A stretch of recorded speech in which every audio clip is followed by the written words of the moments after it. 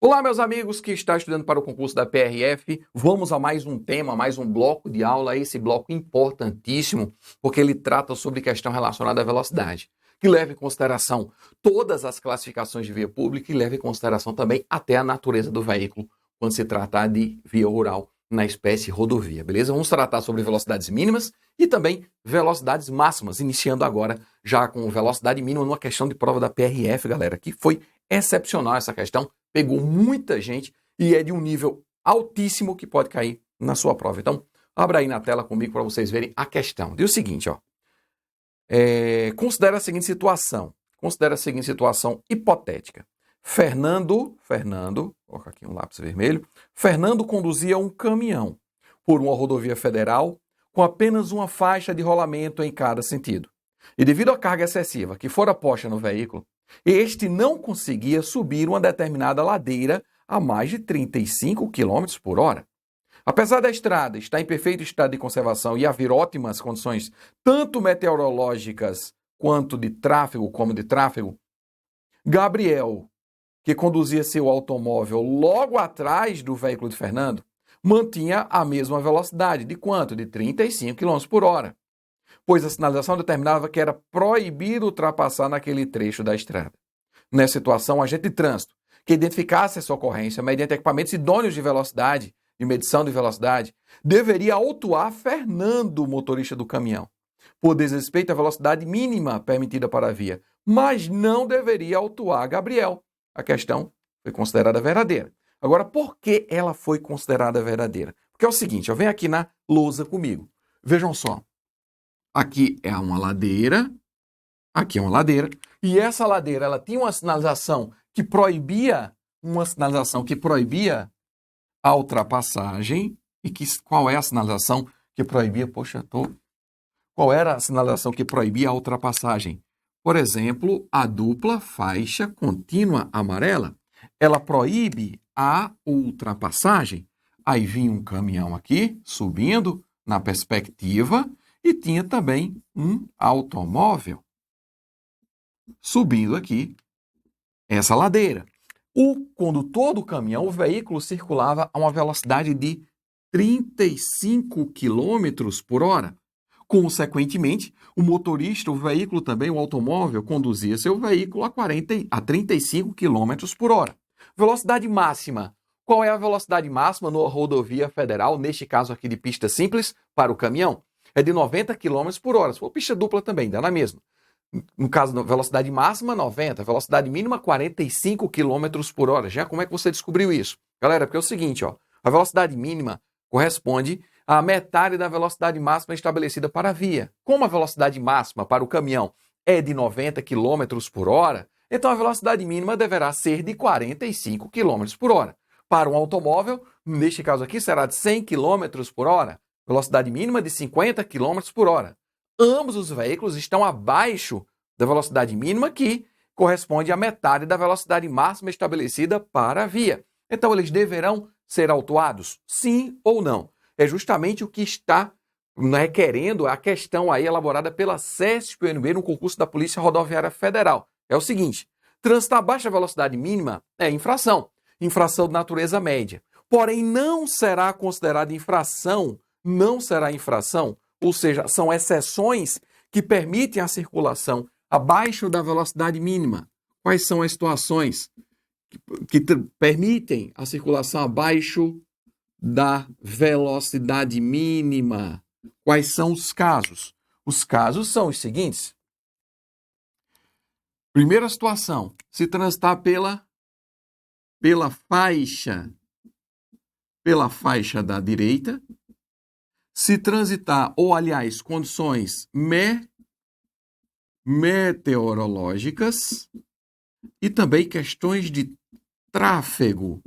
Questões de tráfego também permitem a circulação abaixo da velocidade mínima para a via. Transitar pela direita, questões meteorológicas e também questões de tráfego permitem que o veículo transite abaixo da velocidade mínima. E outra coisa, só será considerada infração se, mesmo transitando abaixo da velocidade mínima, o veículo retardar ou obstruir o trânsito dos demais veículos. É o que justamente acontece aqui. Se o veículo simplesmente transita sozinho, só tem ele na pista de rolamento, e ele transita abaixo da velocidade mínima, não é infração de trânsito, porque para a consumação de todos os elementos tipificadores da infração, é necessário que ele obstrua ou retarde a circulação, o trânsito dos demais veículos, demais usuários da via pública em geral. É assim que fala o CTB, exatamente lá no artigo 219. Abre aí na tela, vejam só.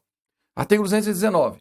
Transitar com o veículo em velocidade inferior à metade da velocidade máxima estabelecida para a via, vírgula, retardando ou obstruindo o trânsito, ou seja, tem que retardar ou obstruir, é uma infração de natureza material, a menos que as condições de tráfego e meteorológicas não o permitam, salvo se estiver pela faixa da direita. Então, são 3 situações que excepcionam a infração de transitar abaixo da velocidade mínima.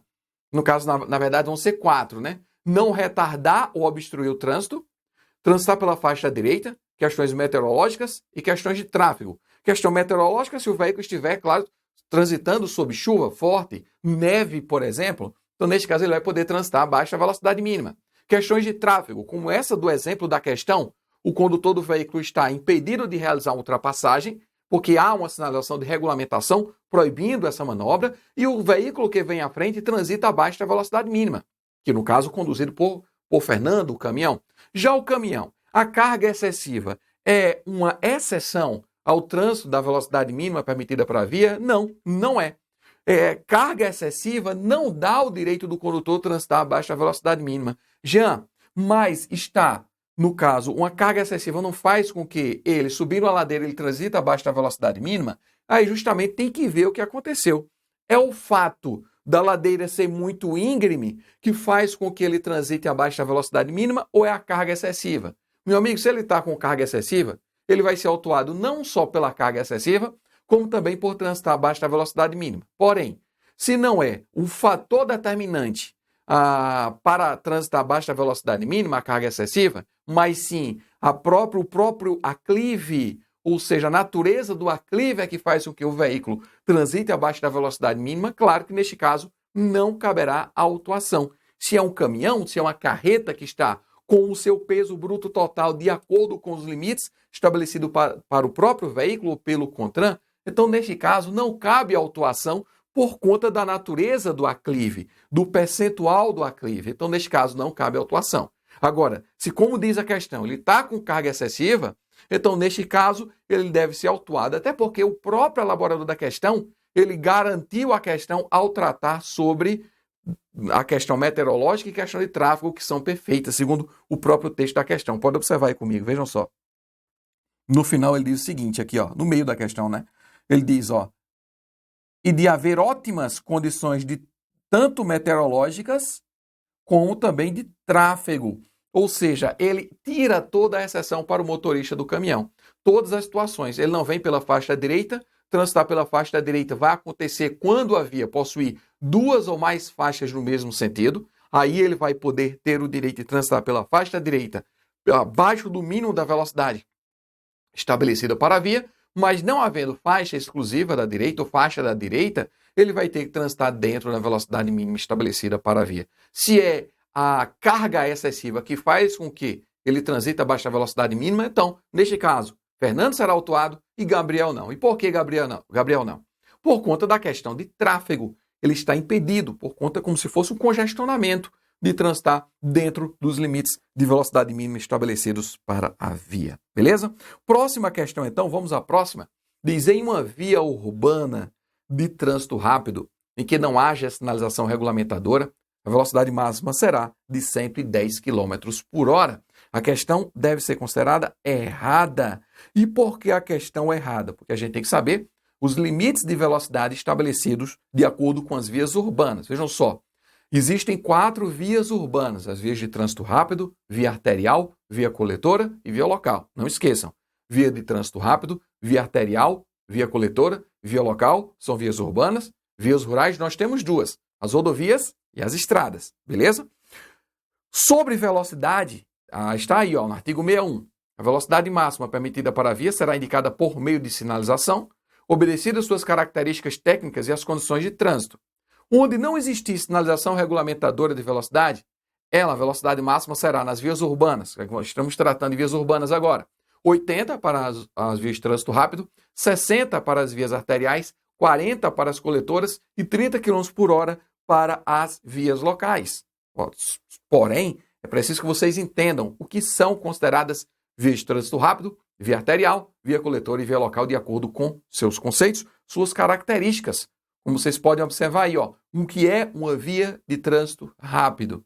É aquela caracterizada por acessos especiais com trânsito livre. Observe que não há uma interrupção na circulação dessa via de trânsito rápido. Sem interseções em nível, ou seja, vocês não encontram cruzamentos. Sem acessibilidade direta aos lotes lindeiros, observe que existem barreiras de proteção. E sem travessia de pedestres em nível. Não há faixa de pedestres. Então, via de trânsito rápido, cuidado.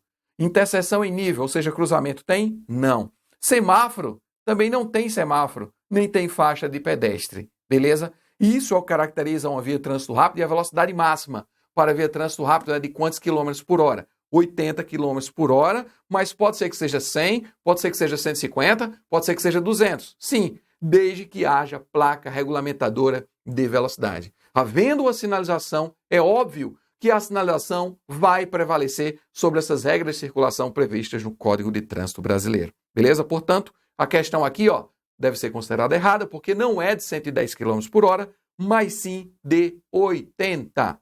Mais uma questão. Considere a seguinte situação hipotética. Paulo, em uma via urbana arterial agora, desprovida de sinalização regulamentadora de velocidade, conduzia seu automóvel a 60 km por hora. Velocidade indicada em radar eletrônico instalado adequadamente no local onde se realizava uma blitz. Nessa situação, por estar trafegando a velocidade 50% superior à máxima permitida, Paulo cometeu infração de natureza gravíssima. Bem, havia sinalização? Não, porque ela era desprovida de sinalização. Ele transitava com seu veículo a 60 km por hora. Então ele está acima de 50% do limite da velocidade máxima? Claro que não.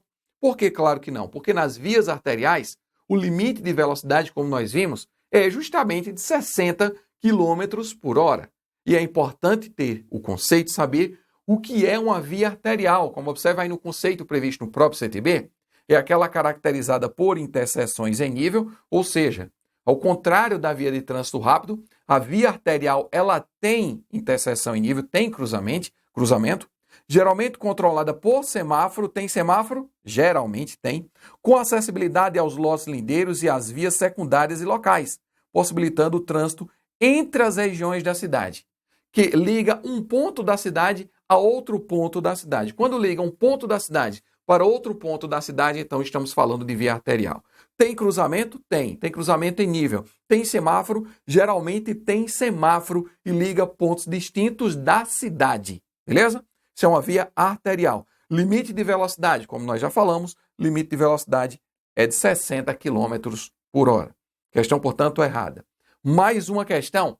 Em uma via coletora agora, em que não haja sinalização regulamentadora, a velocidade será de 45 km por hora. Errado porque são 80, 60, 40. 40 km por hora o limite de velocidade máxima para a via coletora. Portanto, questão errada, conceito de via coletora. Está aí, é aquela destinada a coletar e distribuir o trânsito que tem a necessidade de entrar ou sair das vias de trânsito rápido e arteriais.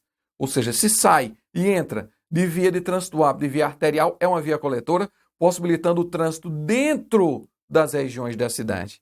Então, se é dentro de uma região, dentro de um bairro, existem aquelas vias, então são vias coletoras. Se é para ligar pontos distintos da cidade, então estamos falando de via arterial. Se estamos falando de distribuição do trânsito dentro de cada região da cidade, estamos falando de vias coletoras. Velocidade máxima de quanto? 40 km por hora. Via coletora, interseção em nível, cruzamento tem? Não tem previsão, não tem previsão. E semáforo tem? Também não tem previsão. Beleza? É possível que exista? É. Mas no conceito jurídico, para tentar memorizar, não fala nada sobre interseção, nem fala nada sobre semáforo, beleza? E outra, última questão sobre vias urbanas, diz o seguinte, ó, em condições normais de circulação, e desde que não haja sinalização regulamentadora, a menor velocidade que poderá ser desenvolvida numa via local é de 15 km por hora. É a menor velocidade? Verdadeiro. Se não houver sinalização, o limite máximo de velocidade é de 30. Se é de 30, a menor velocidade é de 15 km por hora. A questão, portanto, verdadeira. Aí já é uma análise sistemática da velocidade máxima, também da velocidade mínima. Conceito de via local. É aquela caracterizada por interseções em nível, portanto tem cruzamento, não semaforizadas, ou seja, não tem semáforo, destinado apenas ao acesso local ou também áreas restritas. Então tem semáforo? Não tem. Tem interseção? Tem interseção, tem cruzamento, sim. É o conceito de via local, velocidade máxima de 30 km por hora. Beleza? Terminamos as vias urbanas, via de trânsito rápido, arterial, coletor e local. 80, 60, 40 e 30 são os limites de velocidade máxima, independentemente do veículo. Aqui não se leva em consideração o veículo para estabelecer se é um automóvel, se é um caminhão, se é uma caminhoneta, se é uma motocicleta. A velocidade máxima vale para todos os veículos nas vias urbanas, beleza? A não ser que haja um tratamento distinto através de uma sinalização específica.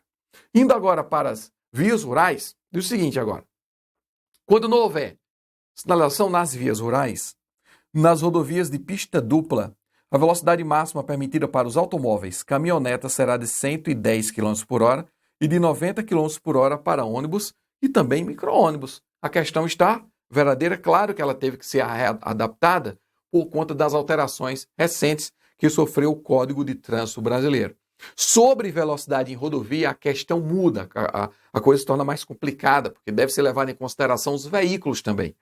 As rodovias, se é de pista dupla, se é de pista simples, e os veículos, se é automóvel, se é caminhoneta e também se é motocicleta. Então é importante ter conhecimento da natureza das vias rurais, especificamente rodovias, e também da espécie do veículo que é levado em consideração para definir o limite de velocidade máxima para cada via, beleza? Porque é o seguinte, ó, segundo o CTB, se a via de pista dupla,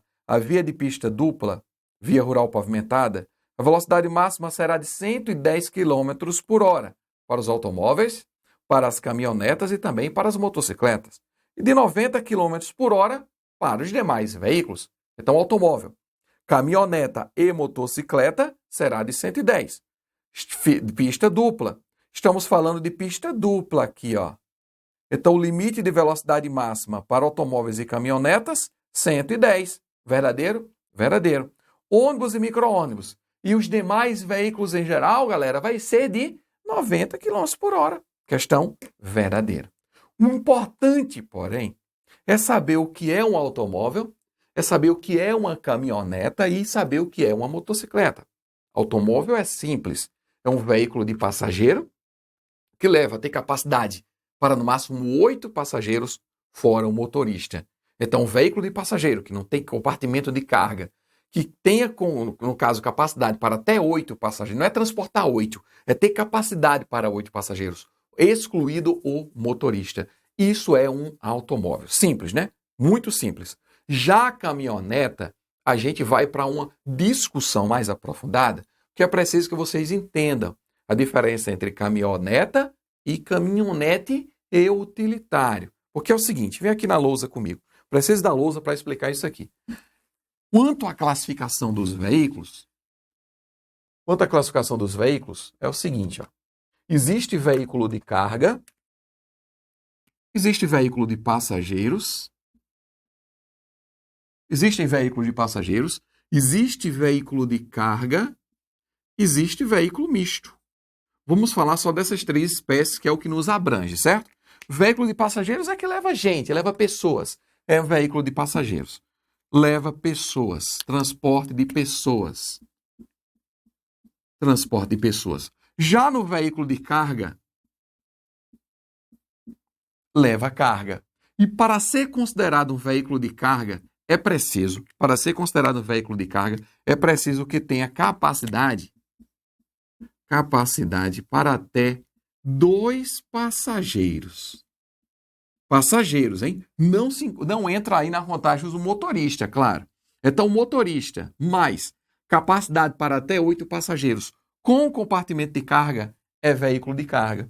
E quais são os dois veículos típicos de carga aqui que nós vamos tratar?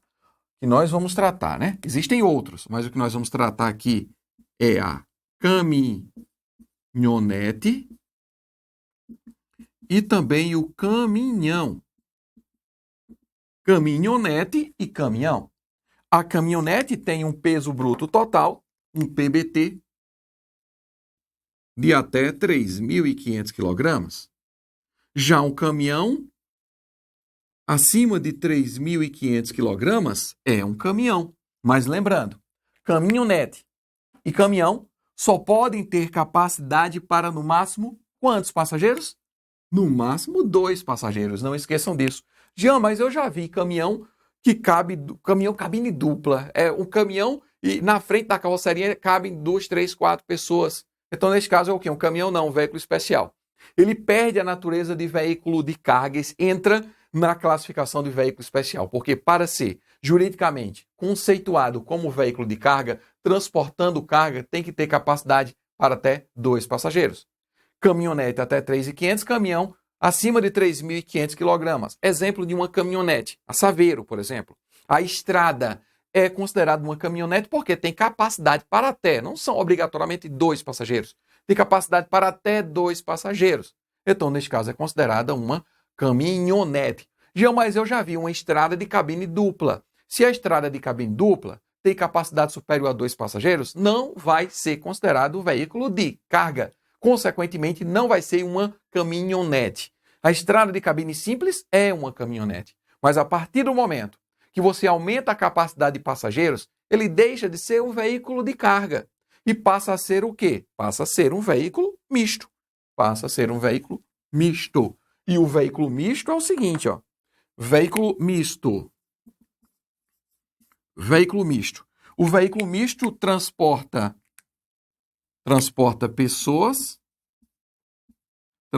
pessoas e carga. Transporta pessoas e carga. E quando é que eu vou diferenciar a carga do misto? Pelo número de passageiros. Se tiver mais do que 2 passageiros, mais de 2 passageiros, ou seja, mais de 2 pessoas, é considerado veículo misto. E o veículo misto tem 2 espécies. Tem a caminhoneta e tem também o utilitário. São 2 espécies de veículos mistos prevista no CTB. Só tem 2, caminhoneta e utilitário. E tem a definição de caminhoneta. No CTB tem a definição de caminhoneta. E qual é a definição de caminhoneta? Quando a carga e os passageiros, carga mais passageiros, vão no mesmo compartimento. Vão no mesmo compartimento. Se vão no mesmo compartimento, é considerada caminhoneta. Já utilitário, se só tem 2, carga e passageiro no mesmo compartimento é caminhoneta, então carga e passageiro em compartimento, carga mais passageiros em compartimentos distintos,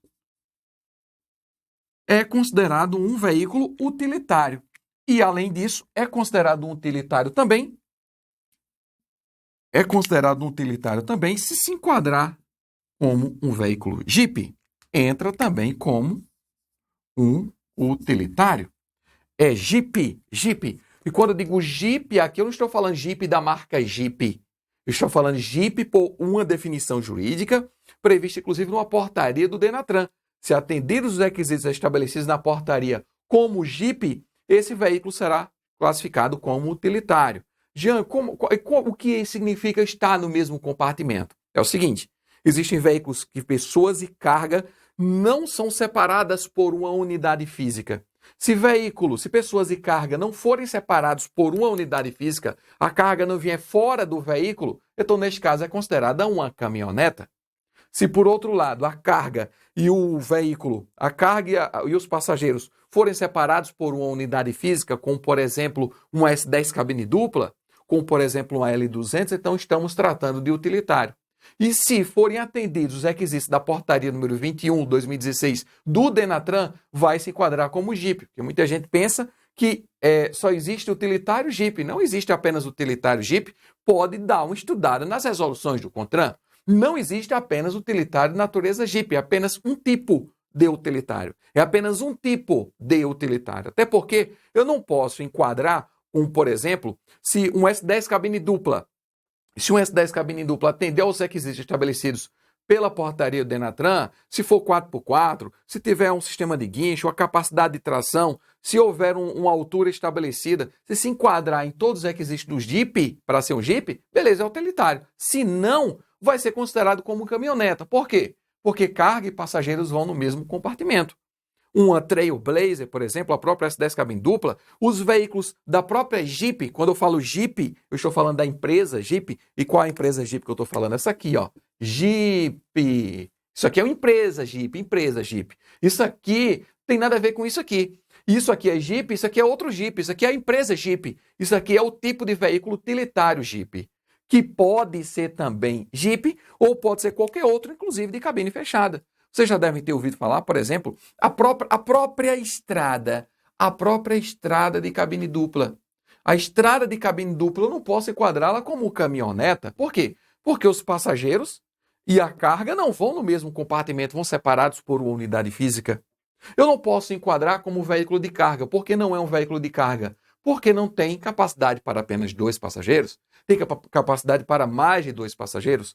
Então eu vou enquadrá-lo como o quê? Como utilitário. Por que utilitário? Porque carga e passageiros vão em compartimentos distintos e, com certeza, a estrada não atende aos requisitos estabelecidos na portaria número 21/2016 do Denatran. Portanto, neste caso, é considerado um utilitário, sem ser Jeep.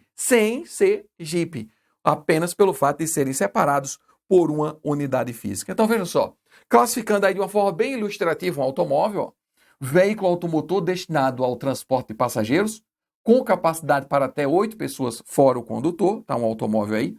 Tá uma caminhonete, é um veículo de carga, e veja um conceito de veículo de carga aí, ó, do lado esquerdo. É um veículo destinado ao transporte de carga, podendo transportar 2 passageiros, exclusivo fora o condutor. No máximo 2 passageiros. Já a caminhonete é um veículo destinado ao transporte de carga com peso bruto total de até 3.500 kg. Está aqui uma caminhonete.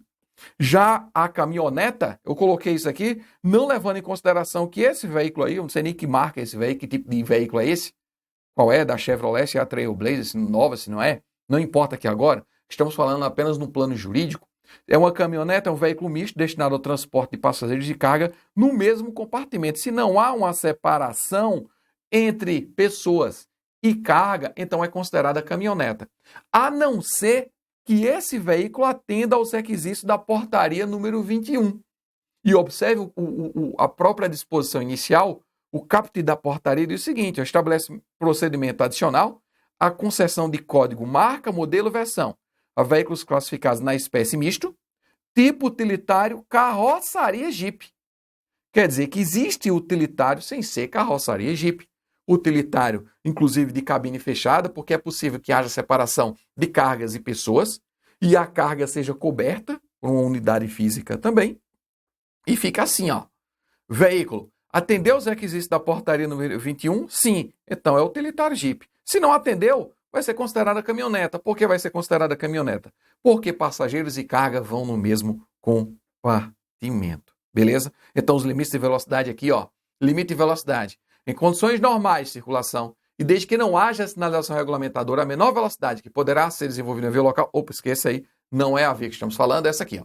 Quando não houver sinalização nas vias rurais, nas rodovias de pista dupla, a velocidade máxima permitida para os automóveis e caminhonetas, cuidado que não são caminhonetes, será de 110 km por hora. Beleza, porque estamos falando de pista dupla. E de 90 km por hora para 11 micro-ondas. Beleza, tá aqui, ó. Está aqui uma pista dupla, vejam a foto, a imagem de uma pista dupla, automóvel, caminhonete e motocicleta 110 km por hora e 90 para todos os demais veículos, inclusive ônibus e micro-ônibus. E tem mais uma questão, diz nas rodovias em que não houver sinalização regulamentadora, a velocidade máxima para o micro-ônibus será de 90 km por hora. Já resolvemos, questão verdadeira. Só atentando aqui, ó, se a pista for simples, como vocês estão vendo na imagem, será de 100 e não de 110, só muda isso. Se a pista é dupla, 110. Se a pista é simples, 100. Para quem? Para automóvel, caminhoneta e motocicleta. Sim, Jean, e as estradas? Limite máximo nas estradas, 60 km por hora. E o que é uma estrada? É uma via rural não pavimentada. É óbvio que tudo que nós falamos aqui até agora, que através de uma sinalização, haja a possibilidade do órgão com circunscrição sobre a via estabelecer um limite superior ou inferior às velocidades estabelecidas nesse CTB. Agora, quando não houver sinalização, o que vai prevalecer é isso aí e é o que vai cair na sua prova. Beleza? Então, fechamos mais um bloco importantíssimo. Muitos estudos para a Polícia Rodoviária Federal. Um grande abraço e até a próxima.